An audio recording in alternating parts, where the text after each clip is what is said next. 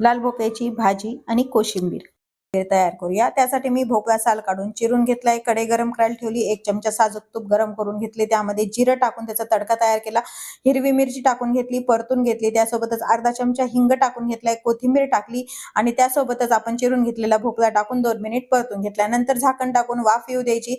भोपळा आपला शिजला का ते चेक करायचे। भोपळा आपला शिजून झालाय, त्यातलं थोडासा भोपळा आपल्याला बाजूला काढून ठेवायचा रायत्यासाठी। यामध्ये आता तिखट टाकून घेतलंय, मीठ टाकून घ्यायचंय, थोडासा आपण गूळ टाकायचा आहे आणि हे सर्व परतून घ्यायचे। नंतर कोथिंबीर टाकायची। भाजी आपली तयार आहे। रायत्यासाठी दही मी इथं फेटून घेतलंय आणि काढलेला भोपळा मॅश करून घ्यायचा। मॅश केलेला भोपळा ह्या दह्यामध्ये आपल्याला टाकून घ्यायचा आहे।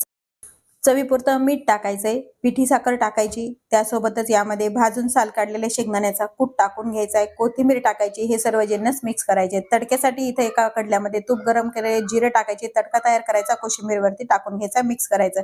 तयार आहे आपली कोशिंबीर आणि लाल भोपळ्याची भाजी।